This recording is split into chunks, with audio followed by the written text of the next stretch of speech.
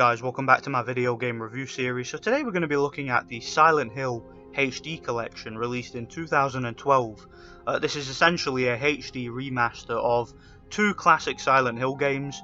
It contains Silent Hill 2, originally released in 2001, and Silent Hill 3, originally released in 2003, and gives both games a HD graphical upgrade. Now, for those of you who are unfamiliar with the Silent Hill series, Silent Hill is essentially a survival horror game. It's similar in many ways to games such as Alone in the Dark or Resident Evil. However, there are quite a few differences that set this series apart. But overall, it's a survival horror game and it's pretty standard, and they are, in my personal opinion, some of the best survival horror games of all time. And there are many long-time fans of the series who will contest to that. You know, these games are really terrifying and atmospheric, and yeah, this game has two of the classics. Okay, so Silent Hill 2, which is what we're going to start with. So Silent Hill 2, like I said, originally released in 2001 for the PS2, and I just have to say right off the bat that Silent Hill 2, in my personal opinion, is one of the best, if not the best, survival horror game of all time. This game is fantastic. Right off the bat, this is a game that is going to take a lot of getting used to, because again, this is a game from the early 2000s, back when survival horror games of this type were extremely hardcore and didn't hold your hand at all. And also, one of the things that you'll be kind of wrestling with at the beginning is trying to get used to the controls, because the control scheme in the game can be a bit of a problem, particularly when you're trying to figure out how to work the camera and stuff like that, and when you're going into new areas and the camera angle changes automatically, and you just have to kind of get used to how you're going to be controlling your character in those situations. It does take a little bit of getting used to, but what I will say is that if you persist and just put up with it for a while, you'll get used to it very quickly. And I actually found myself towards the mid part of the game, I had no problems with the camera or the controls or anything. It's just something that I had to get used to because it had been a real long time since I'd played a game like this. So yeah, like I said, it's a little bit of a steep learning curve. It takes a little bit of getting used to. Again, with this being a old game, you know, there's a lot of clunky mechanics. Like the combat in the game is pretty poor. I mean, it's very unresponsive. When you're fighting certain enemies, like for example, you'll have an enemy right in front of you and you'll be trying to shoot them, and your character will be missing at point blank range. Or when you manage to drop an enemy, sometimes when you press to finish the enemy while they're down, sometimes your character just flat out won't respond, and occasionally there's a little bit of a delay. So there are a few issues with the game's technicalities, mostly in regards to the controls, but like I said, once you get used to it and once you get over that learning curve, it's totally fine. Again, once you reach sort of the mid part of the game, you'll get used to the controls very quickly, and it won't be a problem at all. One of the things that I have seen a lot of people talk about in regards to this game is because the HD remaster was done with a fairly inexperienced team, you do get a few visual problems. Like for example, the thick fog that blankets the town of Silent Hill is a little bit watered down from what it was in the PS2 version, and you get quite a bit of like texture popping and a few frame rate issues here and there. So yeah, there are a few technical issues in regards to the remaster, but it's not something that's overly noticeable. Okay, it's only really an issue when you're outside and in the fog, and when it's quite bright. You know, once you get to certain areas of the game which are more dark and more atmospheric, those texture pop-in issues and frame rate issues pretty much disappear. So it's only really an issue in the early part of the game, and again, things like things like the texture pop-in and the frame rate, it's not something that will bug you throughout the game. It's just a little bit of an issue here and there. As far as the character models and the overall visual aesthetics of the game looks fantastic. Okay, the graphics are beautiful. You know, the backgrounds and the environments and the textures and stuff like that, and even some of the in-game cutscenes look really nice. I really do think that the team did a great job with the HD visuals overall. So it's a great looking game, despite a few frame rate issues here and there. Now, as far as the game's plot goes, you play as a character called James Sunderland, who arrives at the town of Silent Hill after apparently receiving a letter from his deceased wife. Now, his deceased wife Mary died sometime before this, something like 3 years prior to the events of the game, of an illness, or at least that's what you're told in the beginning. And yeah, he receives this letter, he goes to Silent Hill thinking that his wife may actually be alive, and it's a very confusing, very trippy, and very psychological plot revolving this character. I got a letter. The name on the envelope said Mary. My wife's name. It's ridiculous. Couldn't possibly be true. That's what I keep telling myself. A dead person can't write a letter. As soon as he arrives at Silent Hill, he realizes that there's something really wrong with this town. Like I said earlier, the town is blanketed by a very thick fog, which doesn't really reveal anything until you get close, so it's very easy to get lost in this town. And after exploring the town a little bit, he finds that the town is basically infested with mutated, like, nightmarish creatures. And I've got to say, some of the designs in regards to some of the monsters that you'll encounter in this game are absolutely terrifying. The character models and the overall, like I said, nightmarish, just disturbing designs of some of the creatures. I mean, there's some real disturbing imagery in this game. And one of the things that really adds to the atmosphere of this game is the soundtrack. This game has got an amazing, and I mean amazing, original soundtrack. And not only that, but the sound design. When these creatures are arriving near you, you'll basically hear this high-pitched noise from a radio which you carry around the whole game, which kind of alerts you to the danger of these creatures.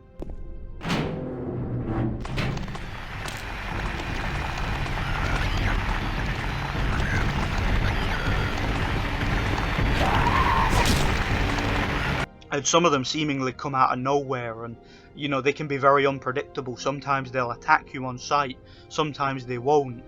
Sometimes they'll just wait for you to pass, then attack you, and stuff like that. And depending on the difficulty setting, the overall intimidation and danger of these creatures is absolutely terrifying.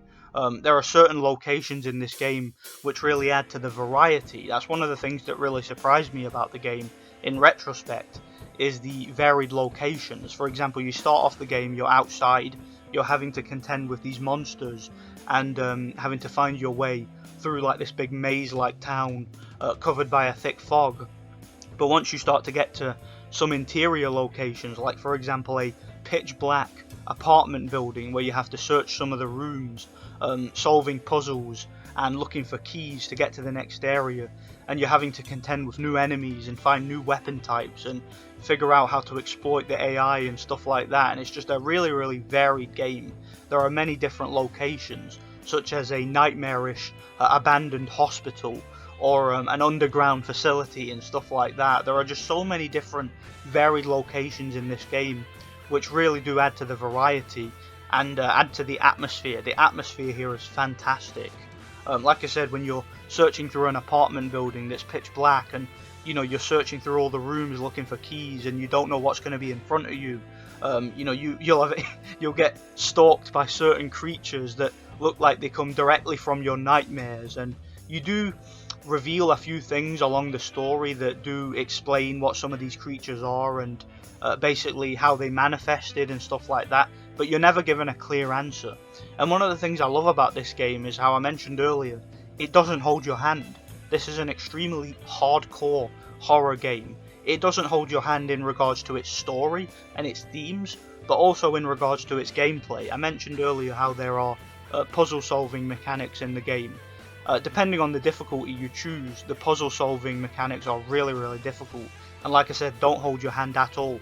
You really have to use your intellect and your strategic thinking in order to figure out some of these puzzles, in order to figure out where you need to go next, because this is a game that again doesn't hold your hand. You can very easily get lost in this game. You can very easily stumble into an area that you're not meant to be in yet, or you could very easily encounter some enemies that sort of mislead you and stuff like that. It's a very, very maze-like game. Now, you will be able to find maps that will help you find your way, but even at that, it's still quite difficult to find your way, even with a map. And I do kind of like that, because it sort of adds to the atmosphere and the terror of the game when you get lost, or when you're trying to find the next objective and you take a wrong turn and stuff like that, or where you're in the middle of a building and you end up locked in a certain area and you need to do some backtracking but you can't, and stuff like that. And it's just a really, really atmospheric game that doesn't hold your hand, that leaves you to your own devices, and it's very intellectually stimulating. And that's one of the things I love about it. I mean, they do not make games like this anymore. You know, this is a proper old school, strategic, intellectually stimulating horror game, and I love it. I really do. In addition to there being plenty of variety in regards to the locations, there's also plenty of weapon variety in the game. As you play through the game, you'll be able to find certain weapons, both melee weapons and projectiles. For example, early on in the game, you'll find yourself holding a wooden plank, which is kind of your standard melee weapon, and you'll find other ones later on in the game. As far as guns, you'll be able to find like a handgun. A little bit later on, you'll be able to find like a shotgun, which is far more effective. I found myself using the shotgun for the vast majority of the game, to be honest. And later on, you'll even be able to find like a hunting rifle, which really helps during some of the boss battles. And yeah, I felt that the variety in terms of the weapons in the game is really good. Ammo is few and far between, so you'll find yourself wanting to use melee weapons as much as you can, so that you can kind of conserve your ammo. And yeah, because the shotgun and weapons like that, like I mentioned, are really good for some of the later enemies of the game, so you want to conserve your ammo early on, which is pretty standard across all survival horror games. I mean, it's the same in games such as Alone in the Dark and Resident Evil. You know, those games all had that same sort of feeling of scarcity and involving some of the ammo and weapons. You always want to save up as much as you can for the latter part of the game, and it really does work out here. One of the main villains of the game is a character called Pyramid Head, who basically stalks your character for the entire game, and shows up when you least expect him. Like, I'm not even kidding, this character will show up absolutely when you do not expect him to show up. Like, you could be in the middle of solving a puzzle or searching a room or something, or trying to obtain a certain item, and this character will just show up behind you and try and kill you, and you'll have to run away. And basically you can't damage him for the entire game up until the very end, and he kind of just stalks you. You see this fucker everywhere, even in your nightmares. I'm not even kidding. Like, this is a really terrifying character, and there's a lot of backstory there which sort of connects him to the main character, which I won't spoil, but let's just say it's a very, very trippy and very interesting backstory that character has. And yeah, like I said, it doesn't hold your hand, this game. It never really spoon feeds you information. You know, there's a lot of reading in the game. For example, when you're going through the game, you'll find like books and notes and memos and little bits of writing and stuff like that, which will sort of give you hints to the game's plot and the game's reveals and stuff like that. And if you want to take the time to read, you'll get a little bit more indulgence into the game's lore, which I really do like. Again, I really do appreciate that. But yeah, this character of Pyramid Head, who sort of stalks you and follows you around the whole game, really, really terrifying and horrible character. I gotta be honest. I mean, he carries around a big giant a big giant knife that he just drags around everywhere, and it's really, really disturbing. Like, the imagery of that character and his overall design is really, really terrifying, and he became one of the most popular villains from the entire series. There are a few boss battles in the game too, and the boss battles, depending on the difficulty level that you choose, they can be quite challenging. I mean, if you're playing through the game on easy, they're over literally in seconds, but if you're playing through the game on normal and hard, they do present a little bit more of a challenge. And yeah, the boss battles of the game were pretty good. You know, they're quite scary and intimidating, and you know, like I said, there's some really disturbing imagery in terms of some of the character models of the enemies, and the bosses are even more disturbing. So yeah, there's plenty of enemy variety. Like, for example, when you go to the nightmarish hospital, you get like these creepy nurses who carry melee weapons, and so, you know, they sort of walk like again, real nightmarish creatures. There are also these weird mannequins which are just all legs and no body, which look really, really creepy and disturbing. So yeah, some really disturbing imagery and creepy imagery involving the enemy types in the game and the character models of the enemies. There are also several characters that you'll meet throughout the game who are very enigmatic, very weird. There are some cutscenes where the main character James is trying to talk to these characters, and you get the sense that each of one of these characters are sort of in a world of their own. Like, they don't seem to see the world in the same way that James does. For example, there's a character in the game called Eddie, who's this chubby guy who he's first time you see him, he's like throwing up, and the next time you see him, he's eating pizza, and the main character is just like, how can you sit there and eat with all these monsters walking around and all this weird shit going on? And he just basically looks at the character as if he's oblivious. He has no idea what's going on, which really opens your eyes to the fact that what James Sunderland is seeing in this town is very different to what these other characters are seeing. So it's as if all these characters, like I mentioned, are in a world of their own personal nightmare, their own personal dream world. It's very, very trippy and confusing.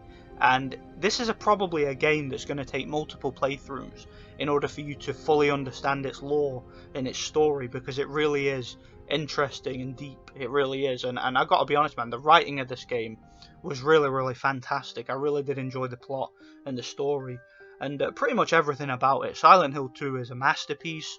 As far as it being a survival horror, it does everything right in regards to horror. It's very, very scary, very atmospheric. Each location that you'll go to has its own disturbing backstory, its own disturbing imagery, its own enemy types. For example, when you go outside after going to a certain interior location, it may be nighttime, and it's as if you're in a completely different realm. There are different looking monsters and different sound design and stuff like that. And again, everywhere you go in the game is different. Everywhere you go is varied. And even when you have to backtrack, they sort of have alternate and more nightmarish versions of the places you've already been. And that really does add to the terror of the games. Also adding to the replay value is the fact that there are multiple endings depending on how you decide to play the game and a few choices that you make. Now, there are no indicators on how you trigger each ending, but I kind of like that in a sense, because again, it makes you want to replay the game and do everything different and make a few different choices, maybe examine things you didn't examine and avoid things you didn't avoid and stuff like that, just to see if you get a different outcome in the end. And again, that just adds to the replay value and makes it a lot more intriguing. So this game is fantastic. If you like horror games, Silent Hill 2 is one you really can't go wrong with. And judging the game on its own merit, ignoring the remaster and ignoring some of the perhaps technical issues that the game may or may not have, this game for me it gets a solid 9 out of 10 as far as I'm concerned. Silent Hill 2 on its own right and by its own merit, this game is fantastic. One of the best survival horror games of all time. So yeah, Silent Hill 2 on its own gets a 9 out of 10. I think this game is amazing. So moving on to Silent Hill 3, originally released in 2003. Now, in Silent Hill 3, you play as a character called Heather. At the beginning of the game, you get a opening which is actually a dream sequence, a nightmare, which takes place in an abandoned amusement park where you play as Heather, and essentially she dies in the opening scene, regardless of what you do. And she wakes up in an abandoned mall, and before she's about to go home, she's approached by a private detective who claims he's been hired to find her, and he has information about her birth and who she really is and her backstory and whatnot. And essentially one thing leads to another, and she has to return to the town of Silent Hill, which is where she was born and raised as a kid. And it's an interesting enough plot. It's very different to the second game in many ways. One of the major differences is the fact that in the second game, you spent the entire game from start to finish in the town of Silent Hill, and you were kind of left to your own devices, whereas in this game you don't actually arrive at Silent Hill until very late on in the game, easily past the midway point. You spend a lot of time early on in the game in an abandoned mall, places like the subway and the sewers and a construction site, office building, places like that. There are a lot of settings in this game which are outside of the town of Silent Hill. However, you still have these nightmarish, demonic looking creatures. You still have various realms that pop up here and there, like you'll enter a certain area and then when you go back there it'll be completely different, like it'll be very more nightmarish, like there'll be blood all over the walls and rust and decay, and again there's a lot of disturbing imagery in this game. The enemy types here are very different to what they were in the second game. In the second game, you get the sense that the enemy types were sort of something from a nightmare, you know, something from the protagonist in particular's nightmare. Whereas in this game you have like these weird dog-like creatures and these big bloated cancerous type creatures, and there's all sorts of different and disturbing enemy types in this game that look and sound very different to the enemy types in the second game. And a lot of them I'd say that this time were a little bit more intimidating. There's even more gore and blood in this game. This is a very violent and very disturbing game. There'll be certain areas you'll go into that look totally fine, and then next thing you know they'll be covered in blood and there'll be dead bodies everywhere, and like I said, there's a lot of gore. This is a very, very disgusting game at times, and there's definitely a lot of gross out stuff, and that's very different to the second game. You know, the second game was more of a enigmatic game, whereas this game feels a lot more linear in a sense, a lot more story driven. This game is considerably shorter too, or at least it was for me. I mean, I completed this game considerably quicker than I did the second game. However, there is quite a lot of replay value. For example, this game does have a New Game Plus mode, where depending on your playstyle the first time, you'll be able to unlock new items and new weapons. Like for example, there are some quite quirky ones, like you can unlock a submachine gun that has unlimited ammo. You can even unlock a lightsaber. I mean, how cool is that? You can unlock a lightsaber in Silent Hill. I mean, that's pretty badass. So yeah, there's plenty of replay value here. Again, this is a game where there are more than one ending depending on choices you make throughout the story and what you decide to do. So there's a lot of the same things that were in the previous game. As far as the overall gameplay, it's pretty much untouched. It's still a third-person survival horror game. The combat mechanics are still pretty much the same. It's still very clunky and occasionally a little bit unresponsive. However, it's not as glitchy as it was in the second game. I found the combat this time to flow a little bit better. And maybe that's just because it was a bit of a steep learning curve in the second game, getting used to the controls, and by the time I got around to playing this one, I'd pretty much mastered it. You know, I'd gotten used to the camera and the way that the combat is and stuff like that, and I didn't really mind it. The puzzle solving mechanics here, they're actually a little bit harder this time, or at least I found them a little bit harder than I did in the second game. And again, you have 3 varying difficulty levels if you're playing through the game on easy mode. I mean, the puzzles are still a little bit challenging, but they're more pattern based and memory based, whereas if you're playing through the game on normal or hard, they are considerably more difficult and will take up a lot more time. Just like the second game, it's somewhat intellectually stimulating. You know, this is a game that doesn't really hold your hand and really makes you think. So a lot of the things about the game are the same. Like I said, the combat mechanics, the controls, and some of the puzzle solving is very similar to what it was in the second game. This game, in my personal opinion, is a little bit more linear than the second game, and if I'm being perfectly honest, I preferred the second game. And I know that there are a lot of people out there that prefer this game.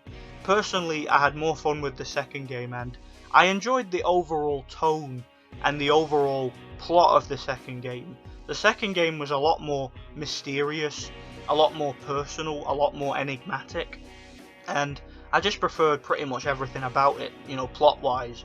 Whereas this game, there's a lot of expedition, there's a lot of long, drawn-out cutscenes where they sort of spoon-feed you information and explain everything that's going on. I mean, the plot, yeah, I didn't really find it to be that engaging, if I'm being honest.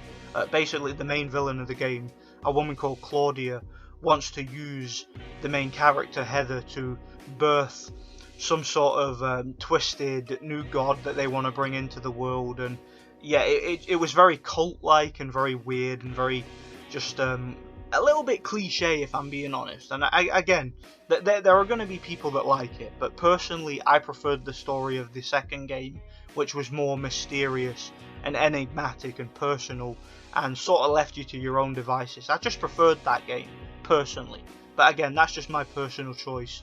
You know, you guys may disagree. There's also some pretty decent comedy in the game. You know, there is some dialogue that did make me chuckle here and there. Happy birthday birthday to you. Happy birthday, dear. Oh, I forgot your name. Who are you? Oh, okay, thanks. Happy birthday, dear. Who are you? So yeah, there are things about this game I like. Again, plot-wise, it wasn't as good as the second game. What I will say is that the graphics and presentation this time, in regards to the remaster, are considerably better than they were in the second game. I mean, I didn't really experience any technical issues at all with this one. I didn't experience any frame rate issues, and I didn't experience any texture pop-in and stuff like that. And I didn't really experience any of that at all. And it's quite surprising to me because I did see a lot of people online say that this game, as well as the second game, also had some texture pop-in and stuff like that, but I personally didn't see it. As far as the cutscenes though, I did notice there are a few little rendering problems in the background of the cutscenes, like certain items will flash when they're not supposed to, but again, that's just something you expect in remasters of old retro games. I mean, that sometimes happens. Other than that, the graphics and presentation are fine, the character models are beautiful, the backgrounds and the environments and stuff like that all look great. The character models of the enemies are even more detailed and even more terrifying than they were in the second game. So yeah, there's a lot to like about this game from a technical point of view. And like I said, the gameplay is relatively untouched. It's still a third-person survival horror game with all the same gameplay mechanics that the second one had. And I don't really have a whole lot to say about this one. I mean, this one was pretty short. Again, it took me a lot longer to play the second game, but like I said, there's a New Game Plus mode. You'll want to replay the game on different difficulty settings to try out some of the puzzles and some of the enemy types, and replay some of the boss battles, and try and get your achievements, and, you know, just try and unlock some of the more unique weapons like the lightsaber and the infinite ammo machine gun and stuff like that. I mean, how cool is that you can get a lightsaber in Silent Hill? That's pretty badass. So yeah, I think that this game was good. I don't really have a whole lot to say about it. It wasn't as good as the second game, in my opinion. I didn't find the protagonist Heather to be as interesting as James from the previous game, but again, that's just my point of view. And yeah, I've pretty much got no other things to say about Silent Hill 3, but it's a solid game. I give it a solid 7 out of 10. It's not as good as the second game in my opinion. So yeah, that pretty much brings me to the end of this video. Silent Hill 3 I gave a 7 out of 10. Like I said, Silent Hill 2 gets a 9 out of 10. That game is a masterpiece. And as far as the overall HD remaster itself, would I give it a score on its own, you know, just as a package? I don't really know. I'd say I'd maybe give it a 8 out of 10 as a remaster, because again, there are some slight technical issues like texture pop-in with the second game, and, you know, some frame rate problems here and there. And one thing I forgot to mention when I was talking about the second game is they actually allow you to choose between the new voices or the original voices. I personally choose the original voices because I actually think they sound better. You know, I listened to some comparisons, and just the original voices to me sounded more natural and more emotional, and I preferred them personally. And I'm not alone in that. There are a lot of people who agree with me there. So yeah, it was good that they did that. They didn't allow the same choice for the third game though, which was a little bit weird, but I don't mind the voices in the third game. I think they're fine as they are. So yeah, I give this game, you know, as a whole, including both games as a remaster, I give the remaster an 8 out of 10. I think they did a great job, but they could have done a little bit better. Maybe if they were given more time in development, they could have maybe ironed out some of the technical issues here and there, but nonetheless, this is a great game. Silent Hill 2 is a masterpiece, and Silent Hill 3 is a decent follow-up to it. So yeah, let me know what you guys think anyway. Stay tuned for more retrospective video game reviews. Thanks for watching, and God bless.